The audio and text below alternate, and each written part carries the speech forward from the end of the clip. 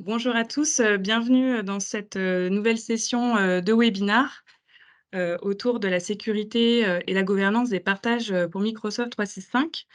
On va se laisser, quelques minutes, supplémentaires, 1 ou 2 pour avoir, tout le monde, heu, que tout le monde rejoigne bien la réunion. Vous êtes, très nombreux, à vous inquiéter donc justement de la gestion de ces partages, pour, Microsoft 365.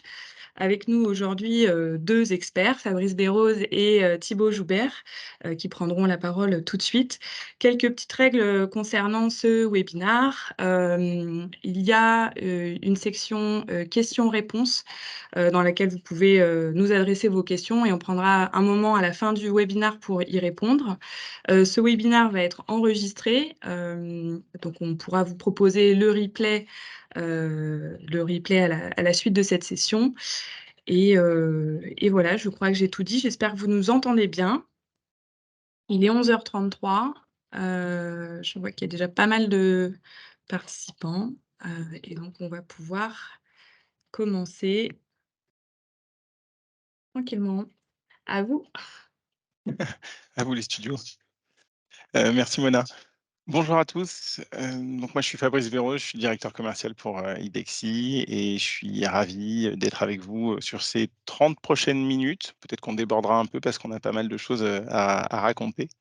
Pour ce webinaire accompagné de, Thibaut Joubert. Bonjour à tous, Thibaut Joubert, je suis product manager, au sein d'IDEXI et je suis également, Microsoft MVP, c'est-à-dire qu'en fait, j'interviens régulièrement sur des conférences, sur des sujets autour de Microsoft 365. Alors,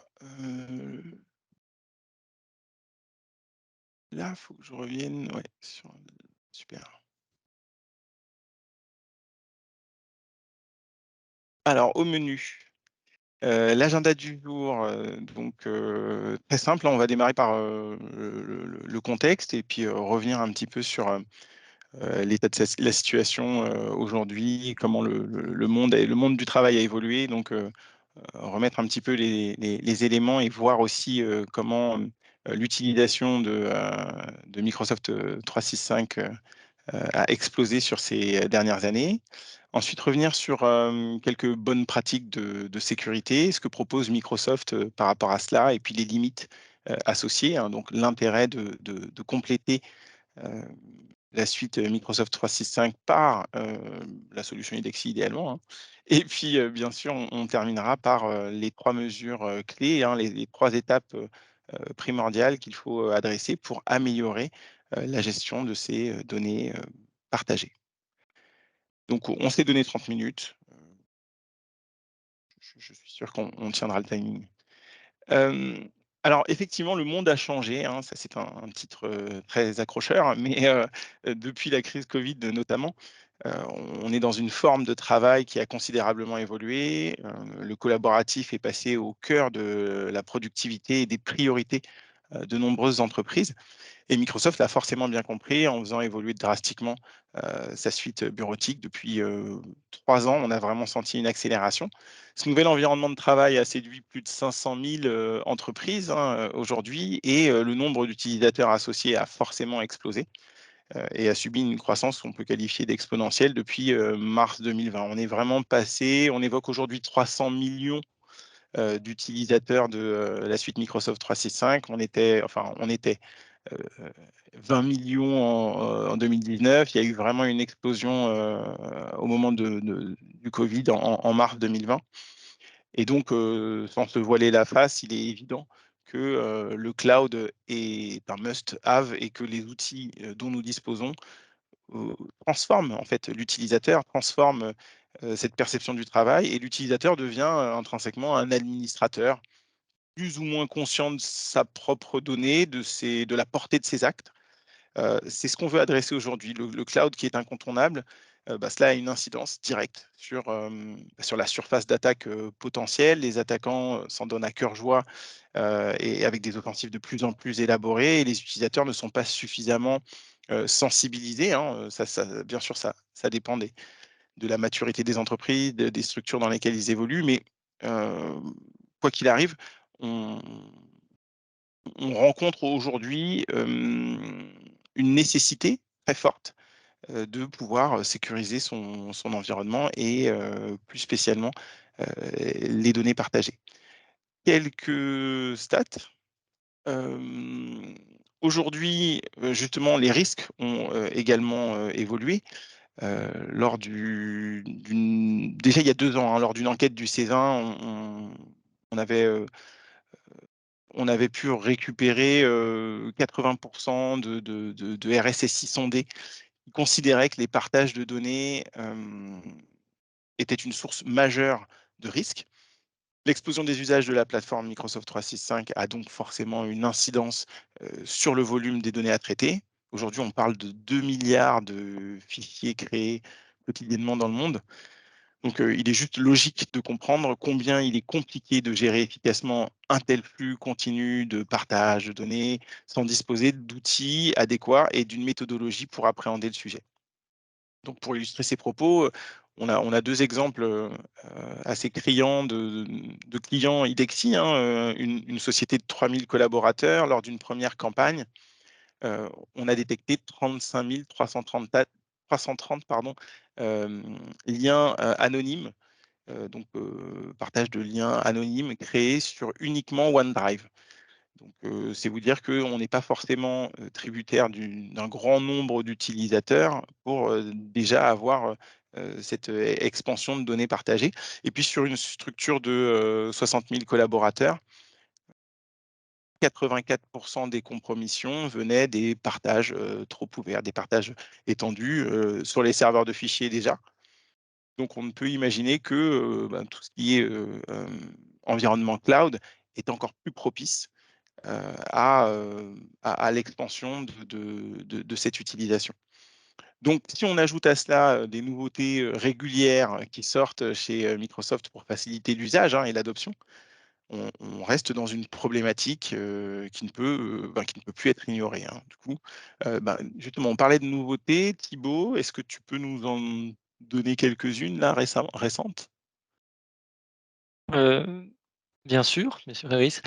Heu oui, en fait, j'avais 3 fonctionnalités que je voulais remettre en avant, 3 fonctionnalités qui donc certaines qui sont toutes récentes, ou qui sont pas encore sorties, d'autres qui sont un peu plus anciennes. Donc en fait, si on les prend par ordre, on va dire, anti-chronologique, donc il y a une nouvelle expérience de partage qui va arriver dans OneDrive et SharePoint, hein, qui est déjà en cours de preview, en phase de déploiement. On a certains de nos clients voilà, qui ont cette nouvelle expérience de partage, d'autres pas encore. Et en fait, cette, voilà, nouvelle expérience de partage que vous voyez en bas à gauche, va remplacer en fait la fenêtre que vous connaissez dès lors que vous cliquez sur partager. Partager un document, partager un rapport Power BI, partager, même potentiellement jusqu'à la boîte mail ou d'autres types de partage. Voilà, vous allez avoir cette nouvelle expérience. Et cette nouvelle expérience, en fait, sans vous rentrer dans toutes les différentes mécaniques qui changent, il y a un point essentiel en fait qu'il faut avoir en tête, c'est que le niveau de partage, du lien, heu, est beaucoup moins visible qu'avant. Avant, vous voyez en gros un «anyone with a link» si vous êtes en anglais ou «ces personnes spécifiques» ou «anyone in your company». Là, aujourd'hui, tout se base sur la configuration par défaut, soit de l'organisation, soit du site. Donc en fait, attention donc au paramétrage par défaut parce que dans une logique de simplifier les partages, on se retrouve avec, une expérience qui est à la fois très simple, mais qui peut être un peu trop simpliste si, les configurations sont, trop permissives. Deuxième expérience de partage, pardon, 2e fonctionnalité que je veux mettre en avant, Microsoft Loop. Donc ça c'est juste un outil qui est absolument génial sur la point de vue collaboration. Nous, on s'en sert, tous les jours maintenant. Ça devient un outil de travail, vraiment quotidien dans nos équipes côté IDEXI. Et en fait, il faut vraiment le voir comme, c'est une, base documentaire, dans lequel vous pouvez venir collaborer sans avoir besoin d'avoir des documents structurés, du Word, du SharePoint, du Word, du PowerPoint, de l'Excel, voilà. Tout ça, en fait, vous n'en avez plus besoin pour tout ce qui va être documentation interne, documentation projet, documentation, pour du knowledge management. Loop devient la solution incontournable. Donc pourquoi est-ce que j'avais envie d'en parler aujourd'hui? Tout simplement parce que dans la preview qui a lieu aujourd'hui, on n'est pas encore en disponibilité générale, les partages au sein de Loop, en fait, toute personne qui a le droit d'édition peut partager. Un lien est fait, donc pareil, hein, lien anonyme, lien, pour toute entreprise, pour des personnes spécifiques, pour des externes. Sauf que à partir du moment où le lien est créé, le lien est créé et personne ne peut voir, sauf en passant par les API, mais c'est pas à la portée du premier venu, personne ne peut voir quels sont les liens qui ont été créés et encore moins les supprimer. Donc ça, on peut évidemment, imaginer qu'avec, les évolutions qui vont à venir, il y aura des choses qui vont arriver, mais en tout cas, en l'état, aujourd'hui, il n'est pas possible de, supprimer, de voir quels sont les partages qui ont été faits des différentes pages. Et troisième chose, les donc ça, c'est un peu plus vieux, hein, quelques mois, fin 2022, les canaux partagés qui permettent en fait à, un utilisateur propriétaire d'un d'un canal, de créer d'un Teams, de créer un nouveau canal partagé et ce canal et d'inviter des personnes internes ou externes, voire même des groupes, des Teams externes qui vont être amenés dans ce canal-là. Donc ça, c'est génial pour la collaboration, pour, le suivi avec des externes, le suivi de projet et cetera. Par contre, la revue de droit s'en retrouve nettement plus compliquée. Voilà, donc à avoir en tête, hein, beaucoup de nouvelles fonctionnalités, qui apportent beaucoup de simplicité, beaucoup de nouvelles belles expériences. Par contre, attention, si mal, pas assez maîtrisé, il y a des risques, qui peuvent apparaître.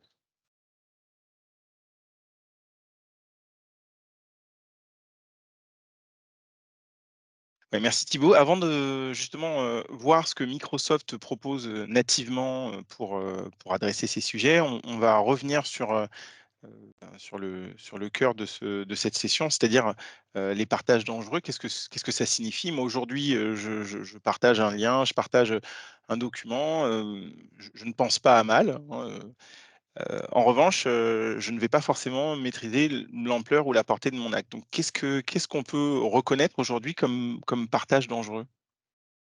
Donc la collaboration, ouais, je voulais revenir là-dessus. La collaboration, en fait, entraîne le besoin de collaborer, c'est dans le mot, mais derrière collaborer, on a la notion effectivement de partager les données et effectivement, comme Fabrice l'a dit, un partage peut en cacher un autre. Parce qu'en fait, si je partage, je partage légitimement, hein, on reste dans un cas légitime parce que évidemment, si on est dans des utilisateurs malveillants, on peut avoir, en fait, ça va être tout ça, factoriel 1000.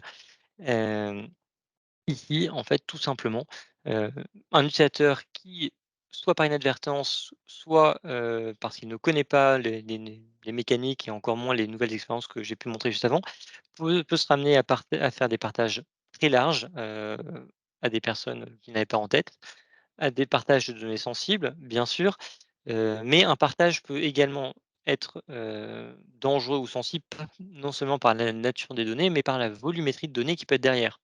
Parce que si aujourd'hui, ouais, 2 exemples très précis que je vais vous mettre en avant, si vous partagez un dossier partagé ou même un fichier, vous partagez un instant T, heu, donc tout ce qui est dedans à l'instant T devient partagé, mais tout ce qui va arriver après et ça m'est arrivé à plusieurs fois à titre personnel, soit de recevoir trop de droits, soit de donner trop de droits à quelqu'un, heu et en fait, voilà, heu, il y a 2 ans, j'avais eu des permissions, 2 ans après, il y a des données nettement plus confidentielles sur lesquelles je ne devais pas avoir, des données ou sur lesquelles d'autres personnes de mon équipe ne devaient pas avoir de données et en fait, vu que le partage reste ouvert, il n'y a pas eu de revue et tout simplement le partage devient sensible de par la nature des données qui sont ajoutées après. Donc il faut avoir en tête qu'un partage dangereux, ce n'est pas seulement le partage de données sensibles, ça peut être des partages mal maîtrisés, trop larges, qui deviennent obsolètes et surtout qui, ont des implications techniques. On rajoute des invités, on rajoute des identités, on rajoute, des objets qui ne vont pas être vus, qui peuvent engendrer des risques pour l'organisation.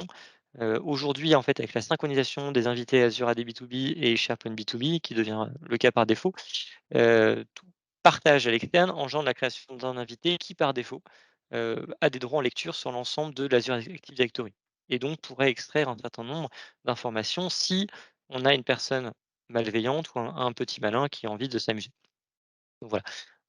La face émergée de l'iceberg, on a un partage anonyme, très bien, donc effectivement, partage anonyme, ça peut être un partage dangereux, mais derrière ce partage anonyme ou derrière d'autres partages, il y a plein de ramifications qu'il convient de maîtriser.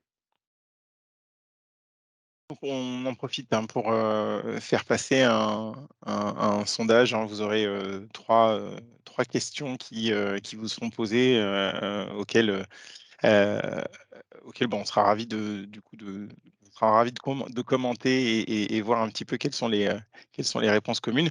Donc comme vous l'avez, sans doute vu dans nos précédents webinaires et si c'est pas le cas, je vous invite tout de suite à vous abonner à la chaîne YouTube, d'Idexi.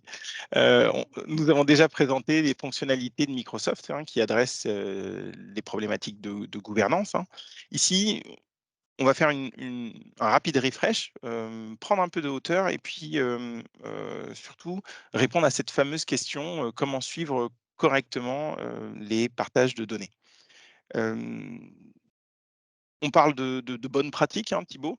Par quoi commencer? Sachant qu'une fois encore, il faut trouver le compromis entre améliorer la sécurité tout en tenant compte des opérationnels et des enjeux métiers. Donc vaste sujet. Donc c'est effectivement un vaste sujet, et en fait, ce sujet me fait tout de suite penser à ce qu'il faut protéger le conteneur ou le contenu, qui est un débat récurrent parmi toutes les personnes qui font le traitement de la sécurité des données. Évidemment, il n'y a pas de réponse, manichéenne, on n'est pas tout blanc, tout noir. Évidemment, le Graal reste la protection des données, dans le sens où, on va mettre en place du DLP, on va mettre en place du chiffrement et comme ça, voilà, même si la donnée sort alors qu'elle n'a pas dû sortir, elle est chiffrée, les gens peuvent pas y accéder. Ça, c'est génial, en théorie, c'est génial pour les données les plus critiques. Par contre, dans la vraie vie, on ne peut pas tout gérer et en fait, il y a un parallèle que j'aime bien faire lors qu'on parle de ce sujet, c'est un autre mot qui est un peu à la mode, qui est du coup le zéro trust. Si on compare en fait le zéro trust qui vient supplanter la périmétrique, ça ne veut pas dire qu'en fait on met en place une stratégie zéro trust, qu'on abandonne toute, sécurité sur l'infrastructure. Ça ne veut pas dire qu'on abandonne tout ce qu'on faisait juste avant. C'est-à-dire qu'on fait évoluer. Bah, en fait, la protection des données, c'est pareil. On va venir mettre en place la protection des plus critiques. Par contre, ça ne veut pas dire et au contraire, parce que sans ça, pour moi, la protection des données ne sert à rien, que l'on laisse de côté les fondamentaux. Les fondamentaux dans le 35, dans Microsoft 365, c'est tout simplement la gestion des identités, s'assurer que les personnes, qui sont là, en fait, elles ont toujours besoin d'être là, que l'on va venir les protéger avec de l'accès conditionnel, de l'authentification forte et là, je vous renvoie vers du coup le la mise en disponibilité générale des authentication strengths, les forces d'authentification qui permet du coup de sécuriser, l'accès conditionnel, hein, et venir vraiment dégager toutes les, méthodes d'authentification faibles. Donc voilà, donc ça c'est le premier point, on gère les identités. Deuxième point, on va venir maîtriser les paramètres généraux du tenant. Est-ce que voilà, quels sont les grands paramètres qui sont disponibles pour tout le monde? Et on va venir mettre en place un cadre théorique. Cadre théorique, et embarquer les équipes IT, opérationnelles, sécurité utilisateur, à avoir conscience de ce qu'on peut ou pas faire dans ce cadre. Par contre, ce cadre, il est bien, mais il faut aller un cran plus loin. Il faut aller venir du coup gérer les espaces collaboratifs qui vont contenir la donnée, qui vont contenir des documents bureautiques, qui vont contenir des données Power BI, qui vont contenir les applications Power Apps qui vont être développées, les flows, voilà, tout ce qui va permettre du coup de collaborer, qui va être source de collaboration. Et pour ça, eh bien, on a ce cadre théorique qui est défini, on a ces paramètres généraux qui ont été définis et qui vont être du coup venir être rendus un peu plus spécifiques pour venir vérifier, enfin et matcher tel ou tel, besoin des métiers, telle ou telle réalité des métiers qui ont besoin du coup de collaborer. Par contre, là, c'est vraiment un vœu pieux de rester dans un cadre théorique, et sans outillage, sans mise à disposition des utilisateurs d'outils de provisioning, à la fois de création de groupe Microsoft 365, de site SharePoint avec des paramètres de sécurité, et de gouvernance déjà définis, ou même si on ne va pas les, outiller pour revoir les partages, en fait, c'est peine perdue, voilà, on va avoir une explosion de données dans tous les sens, mal maîtrisée. On ne saura plus où sont les données et elles vont être partagées dans tous les sens. Ce sera impossible de revenir en arrière, et pardon, pas de revenir en arrière, mais enfin, oui un peu, mais surtout du coup d'avoir une vraie maîtrise sur, heu, qui accède à quoi, où sont mes données, enfin où sont mes données, qui accède à quoi et qui peut y accéder. Et seulement une fois qu'on a mis ça, on va venir protéger les données les plus critiques avec la classification, du chiffrement, du DLP, mais cette pyramide que vous voyez là, c'est vraiment la dernière étape. Et là, on voulait vous parler, hein, on va partir du principe que vous maîtrisez tous vos fondamentaux et on va venir, voir sur comment est-ce qu'on va pouvoir protéger les espaces collaboratifs et les données. Et donc pour cela, on va vous prendre 5 exemples, hein, de choses qui existent déjà côté Microsoft. Parce que Microsoft fournit un service, fournit un certain nombre de solutions. Il existe, on va le voir, certes incomplètes, sinon on ne serait pas là devant vous aujourd'hui, mais il y a quand même des choses qui, méritent d'être connues, qui ne sont pas malheureusement connues par tous. La première, c'est, du coup une fonctionnalité qui est dans OneDrive, spécifique à OneDrive, hein, qui n'est présente nulle part ailleurs, qui permet de vous montrer qu'est-ce que vous avez partagé depuis votre OneDrive. Exclusivement depuis votre OneDrive et là, vous voyez, hein, sur la gauche, vous avez un petit shared by you, hein, qu'est-ce que vous avez partagé, vous voyez tous vos documents unitaires qui sont partagés, un peu en vrac, et pour lesquels vous avez la possibilité du coup de gérer l'accès et de gérer l'accès, ça veut dire quoi? Revoir les liens de partage, revoir, qui y a accès. Par contre, voilà, on va manquer d'une vision consolidée, ça nécessite beaucoup de clics, il y a pas de priorisation dans les sensibilités des partages et on reste sur OneDrive. Deuxième chose, les rapports de partage qui sont présents sur OneDrive et SharePoint. Voilà, là, vous voyez en fait c'est disponible et ça c'est connu par quasiment personne, hein, parce que ça reste quand même très technique. C'est disponible pour OneDrive, c'est disponible pour SharePoint et à la fin, vous avez, heu, en quelques clics, mais il faut les connaître et après surtout il faut l'exploiter. Vous avez un joli rapport CSV qui va contenir l'ensemble des permissions posées sur vos données. Par contre, après vous êtes bien content, vous avez ces données, vous avez ces partages, qu'est-ce que vous en faites? Malheureusement pas grand-chose. Troisième chose, une fonctionnalité pour le coup qui est très intéressante, qui pourrait être très utile si elle était bien connue et si elle était, associée au Sensitivity Label pour les groupes, ce qui n'est pas le cas encore. J'espère que ça va arriver côté Microsoft, mais c'est pas le cas. Cette fonctionnalité, elle permet quoi? Elle permet tout simplement d'imposer, soit pour tous les, sites SharePoint, soit pour certains, de faire expirer automatiquement l'accès d'un invité SharePoint. Ça veut dire quoi? Ça veut dire qu'au bout d'une certaine durée, l'invité va être automatiquement supprimé.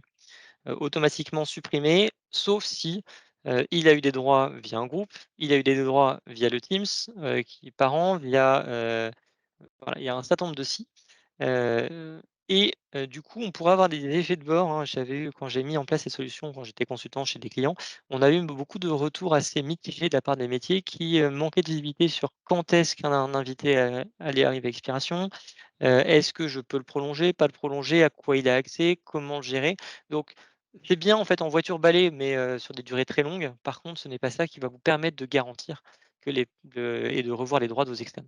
Par exemple, si vous mettez une durée à 1 an, sur vos SharePoint, ça vous permet de vous assurer que automatiquement tous vos externes, vont perdre leurs droits au bout d'1 an et s'ils ont besoin, vous pouvez leur redonner. Quatrième chose, pour le coup, qui est beaucoup plus connue, c'est du coup tout ce qui va être, Access Review, Azure Access Review qui va arriver avec des licences un peu plus avancées et qui va venir inviter, des propriétaires de Teams, propriétaires de SharePoint, à venir du coup revoir les membres de leur groupe. Et maintenant, on a même la revue des canaux, partagés. Oui, pas privé évidemment, c'est inclus dedans, mais du coup, les canaux partagés qui remontent avec quelques limites, mais on a du coup cette amélioration qui est sympa et qui permet du coup à des propriétaires du coup de revoir leurs invités ou voilà, leurs invités dans leur Teams. Par contre, on ne va pas revoir les partages, on ne va pas revoir les permissions sur les groupes SharePoint, on ne va pas revoir tout ce qui va être, droit posé directement, enfin du coup ce qu'on appelle les direct access sur les données, sur les bibliothèques de documents, les cachettages d'héritage, tout ça, on c'est masqué, on ne voit uniquement qui est membre de Teams. Par contre derrière, on retrouve l'iceberg, heu, avec, ce qui pourrait arriver derrière. Dernière chose, qui est en preview aujourd'hui, qui est, une fonctionnalité qui permet de répondre à un certain nombre des limites qu'on a évoquées avant. Si vous avez la chance d'avoir une licence E5 et Syntex Data Governance, hein, qui est une nouvelle fonctionnalité qui vient en plus de la E5, qui va vous permettre de donner de la visibilité sur les liens partagés. Soit les liens sur des données sensibles, soit sur les liens anonymes ou liens à toute entreprise qui ont été créés pendant les 30 derniers jours. Et ce, pour sur du coup les 100 sites de votre organisation qui ont le plus de liens. Voilà, donc si, vous êtes intéressé par avoir, cette vision-là, hein, sur qu'est-ce qui s'est passé au cours des 30 derniers jours, heu, ou voire même peut-être prévu 90, j'ai plus le chiffre en tête, à partir des logs, Microsoft, hein, tout simplement, vous allez avoir cette visibilité-là. Par contre, ça va être sur un petit périmètre, sur les données, sur des partages certes très sensibles, mais uniquement sur les 90 jours ou 30 jours et une fois qu'ils sont passés, en fait, si vous voulez regarder, qu'est-ce qui est l'état de mon environnement aujourd'hui, ça va être beaucoup plus compliqué. Voilà et quelques captures d'écran, on avance. Hop, Ouais, si on reprend l'exemple de notre client, avec ses 35 000 partages, anonymes, sur, ne serait-ce que OneDrive, on comprend très vite que, Microsoft ne permet pas, hein, d'industrialiser cette partie, revue de droit. Et quand on parle d'industrialisation, on va parler d'homogénéisation, de centralisation de l'information, de pouvoir disposer d'une vision globale.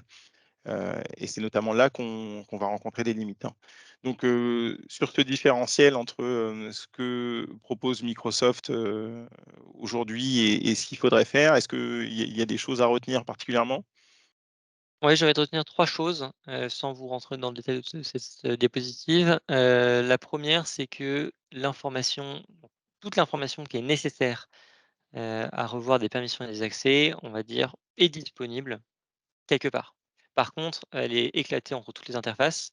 Même pour SharePoint, vous avez jusqu'à 3-4 interfaces différentes pour revoir l'ensemble des permissions. On n'est pas uniquement, au niveau des permissions de Teams, c'est les permissions du lien, les permissions sur la bibliothèque, les permissions avancées. Voilà, il y a plein de choses. Les expirations qui sont plein de voilà, on parle ici que de SharePoint et de OneDrive. On parle évidemment pas des canaux partagés, on parle pas de votre boîte mail, on parle pas de la Power Platform, des applications Azure. Donc l'information est éclatée partout et les mécaniques prévues par Microsoft pour revoir ces accès, qui ont le mérite d'exister, qui sont très pratiques pour des petites organisations, heu, vont manquer d'homogénéité, et de capacité de pilotage dès lors qu'on va passer à l'échelle.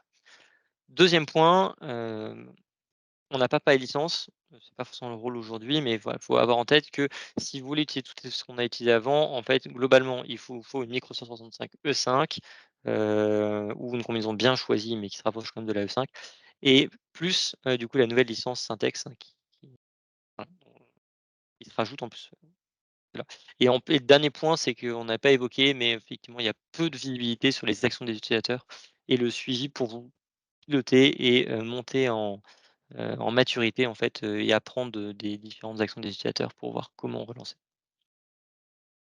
Bon, vous l'aurez compris, et ou même déjà constaté, Microsoft propose des fonctionnalités qui restent, vraiment limitées ou contraignantes. D'ailleurs, les résultats de ce premier sondage, l'illustrent, hein, puisqu'il y a 65 d'entre vous qui, enfin des réponses du coup, qui sont un non, à la question: «Avez-vous de la visibilité sur vos données partagées?» Et quand bien même vous n'auriez pas de limite, budgétaire, sur les licences, Microsoft 365, il est quand même nécessaire de compléter cet outillage. Il y aura toujours quelques trous dans la raquette, hein, justement, et donc c'est pour cette raison que IDEXI propose une plateforme SaaS à destination des équipes IT, des métiers, hein, des chefs de projet, des responsables applicatifs et puis bien sûr des utilisateurs.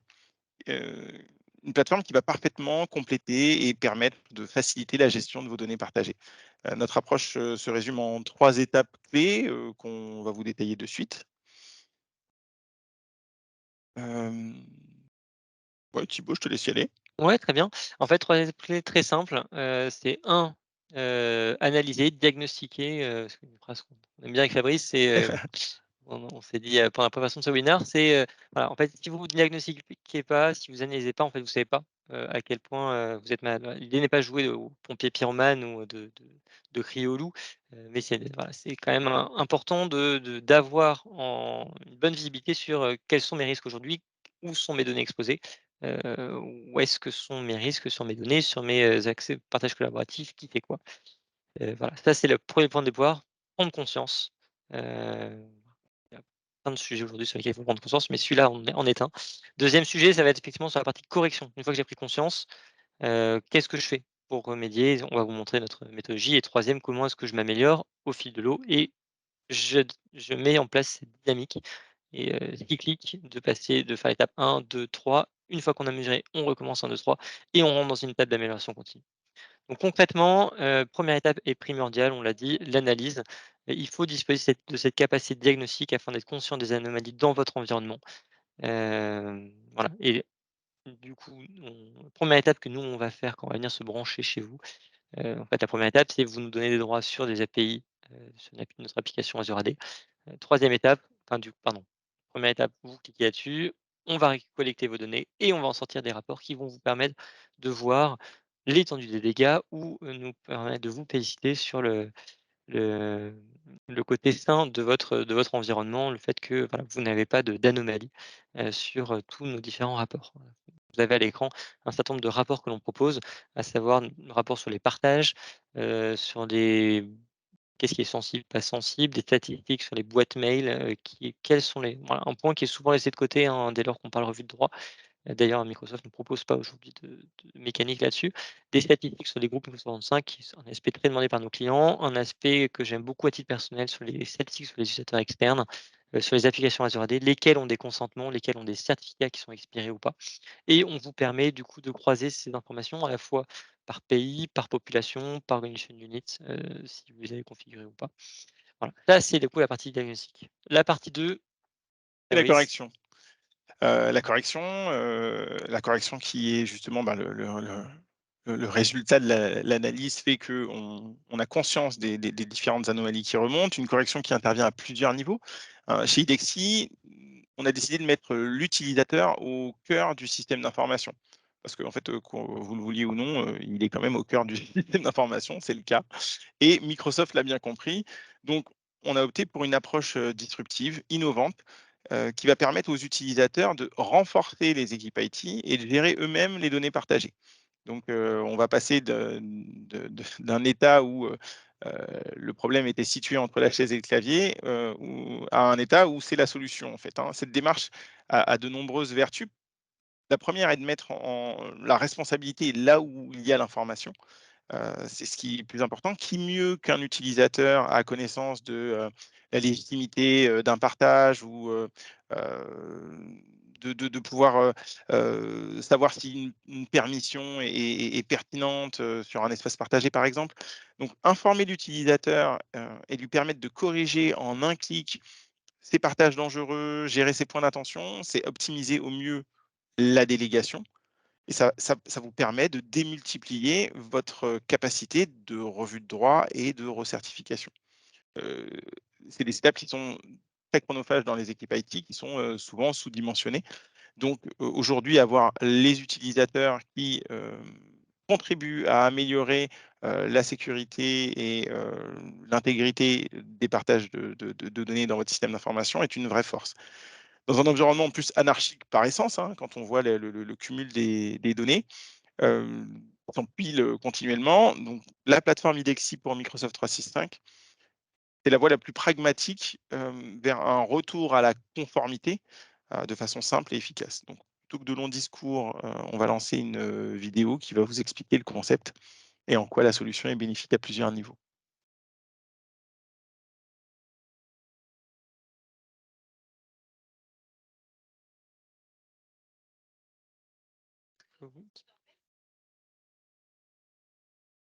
Ah non, Pas sûr que j'ai vous pas entendez le ouais, son. Ouais, un petit, problème d'aléa du direct. On va juste couper le partage et vous le relancer. Hop.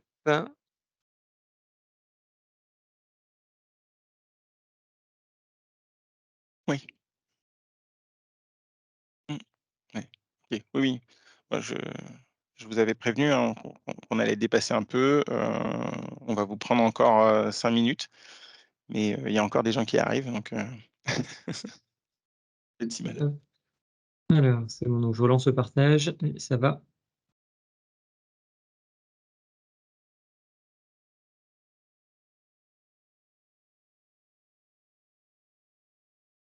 Hop, là, c'est bon.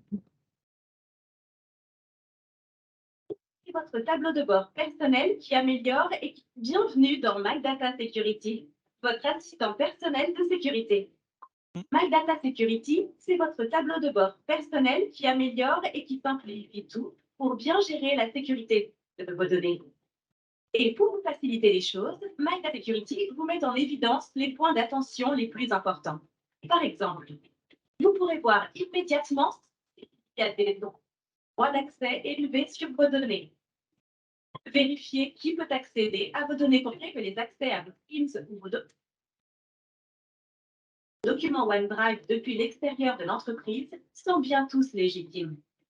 Et en quelques clics, vous visualisez et corrigez une erreur de manipulation, une autorisation ou un partage donné involontairement. Vous stoppez immédiatement un accès malveillant et vous pouvez prévenir directement les équipes sécurité. Grâce à My Data Security, vous avez enfin de la visibilité sur ce qui se passe sur vos données et vous les maîtrisez. OK. Donc, pour compléter le dispositif, hein, justement, là, vous avez vu l'approche, qui permet aux utilisateurs de pouvoir, bénéficier de leur propre dashboard et pouvoir opérer leur remédiation et bon, pour compléter ce dispositif, rien de tel qu'une dernière étape qui, correspond à la mesure. C'est une étape souvent rassurante parce qu'elle permet de effectivement constater, des bienfaits dans le temps, de la mise en œuvre de, notre plateforme. Donc, la plateforme Idexi pour Microsoft 365 fournit, des dashboards préconfigurés et configurables pour les équipes IT, pour les équipes métiers, pour les utilisateurs. Ces rapports personnalisables permettent de bénéficier d'une vision, claire, de l'amélioration de la gestion de vos données dans le temps et elle vous permet aussi de communiquer aisément auprès des directions ou de répondre facilement à des audits internes, ou externes. Donc c'est une solution dont vous pouvez, mesurer les bienfaits à tout moment. On s'inscrit dans une démarche, continue, qui va permettre en permanence pouvoir, améliorer petit à petit, la gestion et récupérer la maîtrise, des partages de données dans votre environnement Microsoft 365. Là, pour terminer, avant de passer aux questions-réponses, quelques éléments. Alors ces éléments vont surtout, illustrer, ce qui peut ressortir d'une campagne Indexi, une première campagne. Donc on voit 65 des utilisateurs qui ont accédé à leur portail My Data Security, donc ça traduit une adoption, utilisateur qui est importante. 30 ont fait une action de remédiation dès la première campagne, donc des premières, remédiations dès la première utilisation. On a une solution qui est très conviviale aussi, très user friendly, donc qui va permettre de façon, très ludique de pouvoir, embarquer vos utilisateurs, d'où ce taux d'adoption et puis bien sûr, d'un point de vue plus, équipe IT, avoir des statistiques, très concrètes sur, les événements, les corrections qui ont été effectuées, le nombre de partages dangereux qui ont été, identifiés, puis, supprimés. Et donc, ces collectes permettent de pouvoir, très rapidement, avoir, ces informations. On reste dans une approche très pragmatique, avec, effectivement, le fait de s'inscrire, en continu, dans votre système d'information, ou, très typiquement pour d'autres entreprises qui sont peut-être, un peu moins, matures, en la matière, d'avoir cette capacité, d'audit, rapidement, remonter les infos, cibler uniquement, les personnes qui, détiennent des points d'attention et qui ont des partages dangereux et effectuer cette remédiation. Donc vous avez des actions, très flash, très pragmatique, très coup de poing, qui vous permettent d'assainir votre système d'information et que vous pouvez répéter dans l'année, de cette façon. Je vois qu'à la question parmi les fonctionnalités Microsoft, lesquelles, redoutez-vous d'activer le plus? C'est les partages OneDrive et SharePoint et ça tombe bien parce qu'on est là pour vous rassurer, pour vous permettre d'ouvrir en toute sérénité, ces différentes fonctionnalités que Microsoft nous offre et qui contribuent, chaque jour à la productivité de l'entreprise.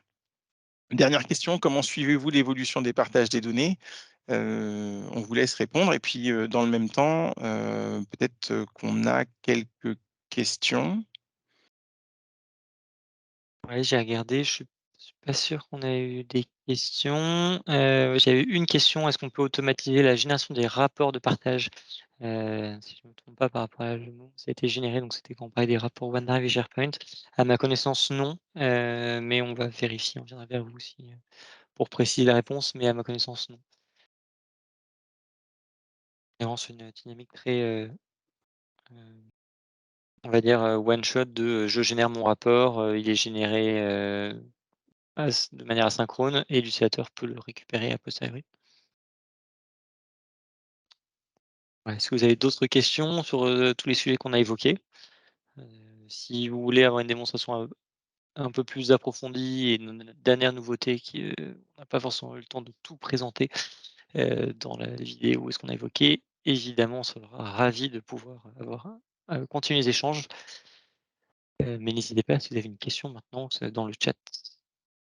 On a une autre question et effectivement, hein, la finalité, c'est surtout que, de vous permettre de découvrir la plateforme IDEXI, et surtout ne pas hésiter à nous contacter pour qu'on puisse convenir d'un rendez-vous un peu plus, personnalisé et qu'on puisse, justement se concentrer sur vos sujets et voir comment on peut y répondre. Et une, question supplémentaire. Hop, on a une autre question dans le chat, je crois. Alors, nous gérons les accès du groupe en sécurité AD. Ces derniers sont déconstruits par Teams lors de l'inscription d'un groupe en accès. Est-il possible de conserver cette notion de groupe dans Teams? Et Alors là, du coup, je vais répondre. Sauf si tu veux y tu aller, as bien Fabrice. senti que non, mais Ouais. je te laisse la réponse, ouais, je te laisse Vas-y. répondre.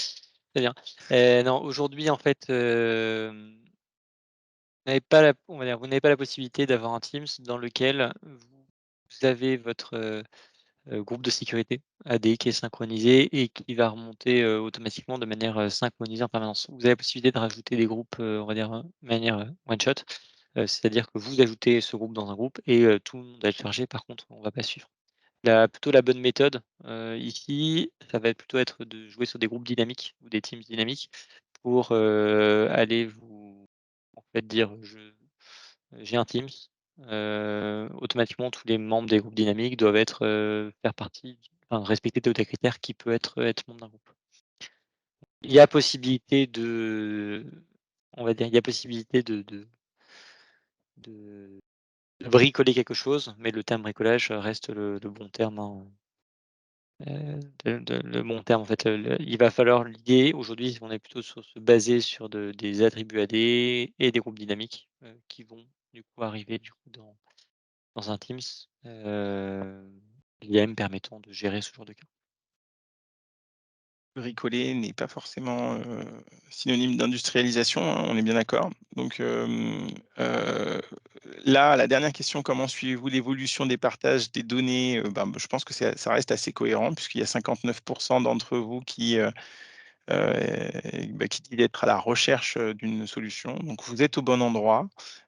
Il est 12h14, on a légèrement débordé. J'espère que ce webinaire aura répondu à vos premières questions et vous incitera à prendre contact avec nous, prendre contact avec IDEXI pour qu'on puisse justement, aller un petit peu plus loin et puis, vous accompagner dans vos réflexions sur, justement cette fameuse recherche de solutions pour gérer au mieux, et améliorer la gestion de vos partages de données dans Microsoft 365. Donc, ce webinaire sera disponible en replay, hein, ouais. Merci beaucoup, merci à tous pour votre, présence. Je vous souhaite un excellent appétit et on demeure à votre disposition pour, aller, plus en profondeur dans vos sujets. À bientôt. Et on vous souhaite une Merci. très bonne journée. Merci à tous.